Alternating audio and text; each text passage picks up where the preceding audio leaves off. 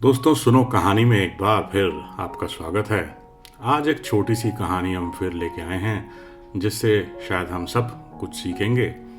और सीखने से सिर्फ कुछ नहीं होता, बात तो तब है जब उसके ऊपर हम अमल भी करें और उसका फ़ायदा उठाएं। दोस्तों बहुत पहले की बात है, एक बार एक मुसाफिर एक नगर से दूसरे नगर पैदल जा रहा था। चलते चलते उसको थोड़ी देर हो गई। एक गांव के बाहर पहुंचा तो रात होने को थी।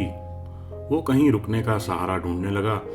3-4 घर खटखटाए। अब उस जमाने में होटल और ये सब चीजें तो होती नहीं थी। अगर आपको रुकना है तो या तो कोई सराय मिलनी चाहिए, जो कि छोटे गांव में होती नहीं थी।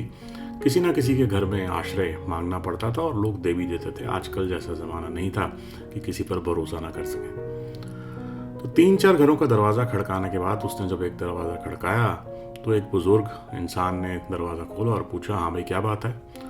उसने बताया, बाबा ऐसे ऐसे मैं एक मुसाफिर हूँ, मुझे देर हो गई, रात को यहाँ से जाना ठीक नहीं क्योंकि आगे जंगल है, जानवर हो सकता है मुझे ही मार के खा जाएं।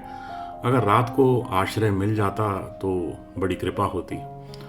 उस बाबा ने बोला, सुनो भाई, आश्रय तो मैं तुमको दे दूंगा, किंतु हम लोग निर्धन हैं, हमारे पास खाने के लिए भोजन नहीं, सिर्फ केवल थोड़ा सा आटा है जिसकी रोटी बनाकर हम तुमको दे सकते हैं प्याज के साथ में, उसके ज़्यादा हम आपको कुछ नहीं खिला पाएंगे।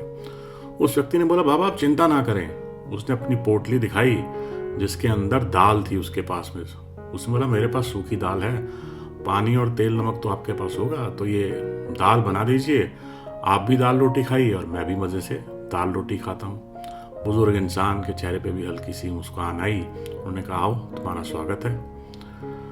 व्यक्ति जब अंदर गया तो उसने देखा अंदर एक बहुत ही सुंदर महिला थी जो वृद्ध नहीं थी, जिसकी उम्र काफी कम थी। उत्सुकतावश उसने पूछा, बाबा ये कौन है। उन्होंने बताया, ये मेरी बहू है, मेरा जो पुत्र है वो सेना में है, वो साल के अंदर 1-2 बार आता है और ज़्यादातर बाहर ही रहता है, तो उसकी वधू यहाँ पे रहती है और गरीबी के अंदर हमारा गुजारा हो रहा है। जब वो आएगा 3-4 महीने बाद अपनी तनख्वाह के पैसे लेके, तब अगले 3-4 महीने हमारे अच्छे गुजरेंगे। उसने बोला, अच्छा। बार बार अनायास ही वो प्रयत्न तो कर रहा था, पर उसकी नज़रें उस सुंदर युवती के ऊपर बार बार जा रही थी और वो बुजुर्ग की आंखें बचाकर बार बार उसको देख रहा था। दाल को चढ़ाया गया, रोटियां बनाई गई, रोटी परोसी गई और दाल बस पकी रही थी, कुछ ही क्षणों में पकने वाली थी। जब उस व्यक्ति ने बोला, बाबा आपका बेटा जो सेना में है, अगर मान लो उसकी मृत्यु हो जाए, वो शहीद हो जाए, तो मुझे बता देना, इस युवती से मैं शादी कर लूँगा। ये सुनते ही उस युवती ने चूल्हे से एक जलती हुई लकड़ी उठा करके उसकी तरफ फेंकी और मारी, जो उसके मुंह पर लगी और थोड़ा सा जल गया, और उसको बोला, बाहर निकल जाओ यहाँ से। बुजुर्ग भी गुस्से से कांप रहा था।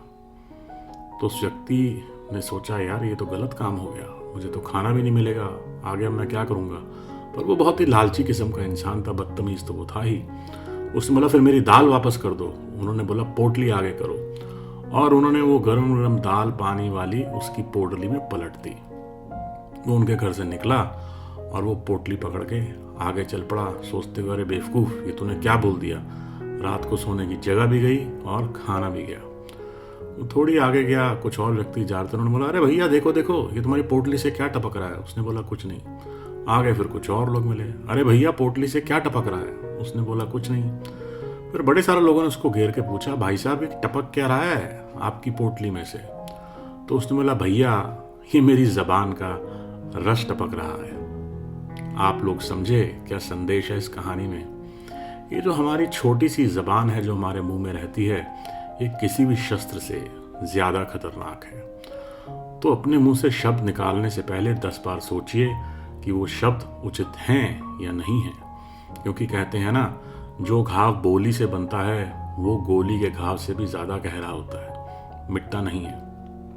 हम लोग आवेश में आके, कभी कभी बेवकूफ़ी में, कभी कभी जज्बात में, कभी कभी प्यार में, कभी कभी डींग मारने के चक्कर में अपने शब्दों का चयन करना भूल जाते हैं और गलत शब्द इस्तेमाल करते हैं, जिसका असर बहुत गहरा और बहुत समय तक रहता है। उम्मीद है दोस्तों हम इस कहानी से सीखेंगे भी सही, और अगली बार ये शब्द चलाने से पहले अपने मुंह से सोचेंगे कि ये बाण, ये गोली अगर चल गई तो वापस नहीं आएगी, और ऐसा ना हो कि आपके शब्द भी किसी के हृदय को घायल कर दें। उम्मीद है दोस्तों इस कहानी में आपको मज़ा आया होगा। अगर आपको मज़ा आया तो इसको लाइक, शेयर और सब्सक्राइब करें। हमारे चैनल को लाइक, शेयर और सब्सक्राइब करें। हमारा चैनल आपका अपना ही चैनल, सुनो कहानी।